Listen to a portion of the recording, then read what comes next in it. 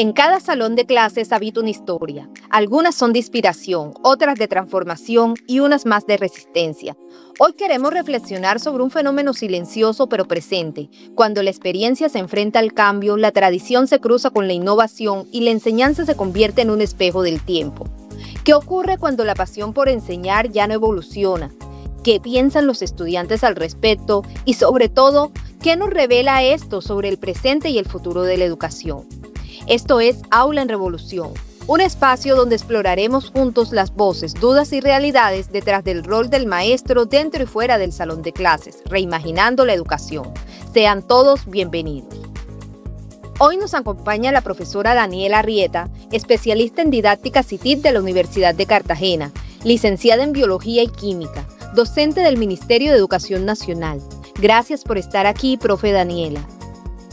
Hola mis queridos oyentes, muchas gracias por esta invitación. Es un gusto para mí estar aquí hoy con ustedes. Aula en Revolución. Profe Daniela, antes de empezar, conversábamos sobre qué es la innovación educativa y cómo se implementa en las aulas de clase, lo cual nos llevó a discutir sobre nuestro caso de hoy. Resulta que hay una profesora que vamos a llamar para preservar su identidad, la profe María. La profe María trabaja con niños y jóvenes de una escuela rural, donde si bien el acceso a las tecnologías no es tan sencillo, sí cuentan con herramientas que sus compañeros suelen incorporar a las clases para hacerlas más atractivas.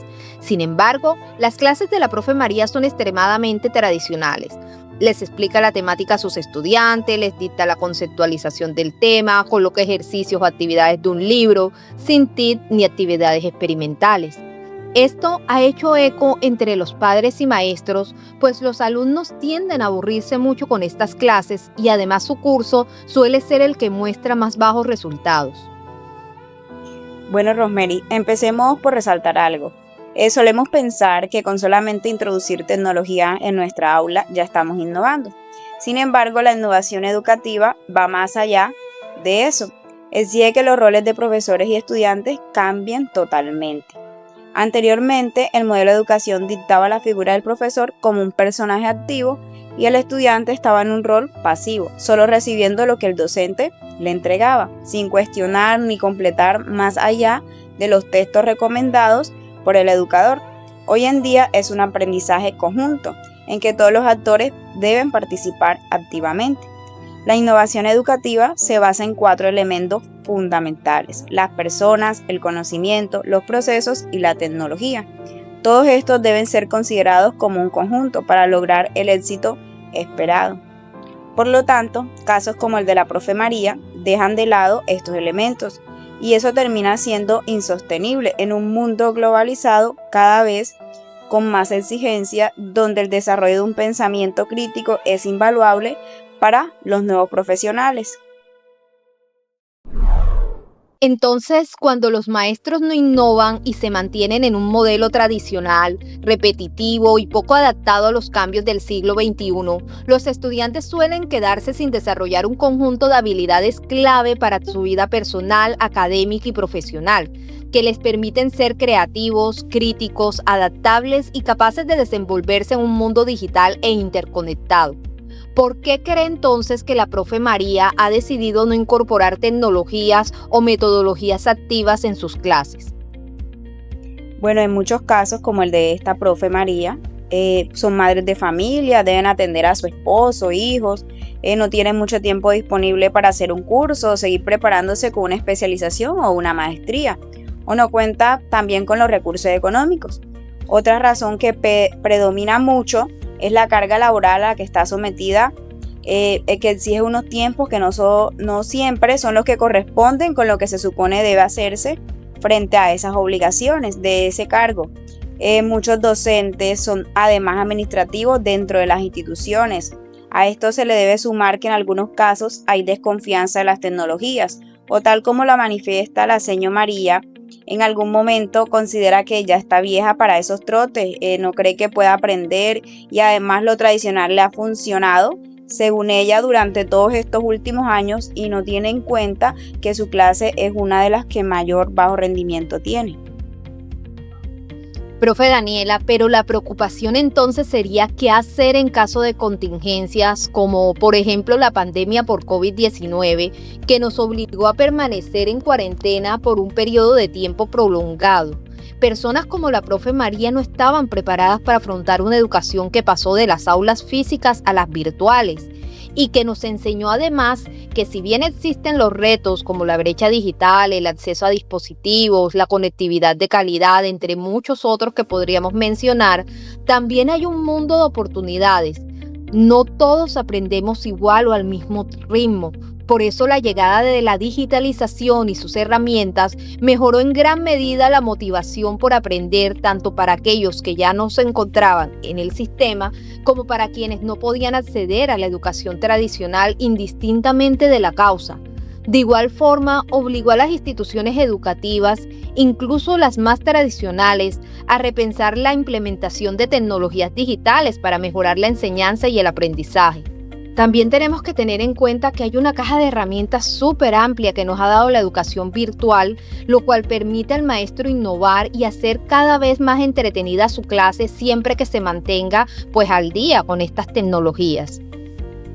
Justamente, Rosemary, ahí es donde está el mayor riesgo para los maestros, como la profe María. Como lo has mencionado, existe una brecha digital y la desigualdad social. Son uno de los grandes retos de la innovación y la educación virtual. Sabemos que todos los estudiantes colombianos, pues no todos los estudiantes colombianos tienen acceso a dispositivos que le van a permitir desarrollar sus clases sin ningún problema. Tampoco cuentan con un espacio adecuado para recibir ese aprendizaje. Aunque el gobierno ha implementado programas como Computadores para Educar, donde su objetivo era entregar equipos tecnológicos a instituciones educativas alrededor del país, buscaba promover ese reciclaje de equipos electrónicos y el Plan Integral de Expansión de Conectividad Digital, que se empezó a desarrollar en el año 2022 y debe finalizar en el año 2033. Lo que busca es llevar una cobertura Wi-Fi a las zonas más apartadas del país, sobre todo esas zonas rurales, donde persisten condiciones con una conectividad deficiente por una falta de infraestructura adecuada o por efectos del clima. En fin, son un sinnúmero de condiciones que empeoran cada día la relación de las personas con los medios tecnológicos. Imagina la frustración de la profe María, tratando de hacer un proyecto docente en línea con una conexión que no permite que avance en las plataformas diseñadas para este fin, o cuando intenta usar otro tipo de herramientas y estas marcan error por causa de problemas técnicos. Casi puedo escucharla decir, esto no pasa con los libros de texto. Aula en revolución. Profesora Daniela, escuchándola recordaba lo que dijo el educador Seymour Papert. El rol del maestro no es entregar información, sino crear las condiciones para que el estudiante construya su propio conocimiento. Y retomando nuestro caso de hoy, imagino que la profe María tampoco contempla en el plan de estudios para sus alumnos el uso de laboratorios, simulaciones digitales o proyectos interdisciplinarios en ciencias naturales, que es su área. Obviamente no, ella no contempla eso y no solo le pasa a la profe María, sino a muchos docentes. Y voy a tratar de resumir para nuestros oyentes las causas de por qué sucede esto. Primero tenemos el miedo al cambio. Muchos docentes sienten que perderán control si incorporan nuevas tecnologías en el aula de clase, que van a perder la autoridad o que sus estudiantes no le van a entender. Segundo, tenemos la falta de formación continua. Los docentes no se están actualizando ni se siguen preparando para el campo de la educación, se conforman solo con un título. Tercero, tenemos la cultura institucional. Algunos colegios no promueven la innovación. El rector y los administrativos también son docentes tradicionales que solo llegan al aula a impartir miedo y terror. ¿Cómo entonces exigirle al docente si ellos tampoco están innovando? Y cuarto, la zona de confort. Después de tantos años, repetir lo conocido es más fácil que reinventarse. No tienen que leer ni preparar nada, pues ya su plan de área está hecho hace mucho tiempo. Es como un guión que consideran infalible. La gran pregunta entonces es, ¿cuál es el impacto de un profesor como la profe María en sus estudiantes y qué hacer para contrarrestar esta situación? Porque los estudiantes de hoy son curiosos, digitales, visuales, necesitan experimentar, debatir, construir conocimiento. Una clase sin interacción ni contexto real puede apagar la chispa de lo que son nuestros futuros científicos. Exactamente. Debemos ser conscientes nosotros como maestros de la importancia de continuar calificándonos en nuestro trabajo. Aprender es parte de educar. Hoy en día en muchas instituciones se realizan mentorías entre docentes, donde los más innovadores acompañan a los más tradicionales. Existen unos microcambios, no se trata de transformar todo, sino de empezar por una actividad distinta en nuestras aulas de clase. También es importante escuchar a nuestros estudiantes, sus ideas pueden ser el motor de cambio. Reconocer la trayectoria, pero invitar a la evolución.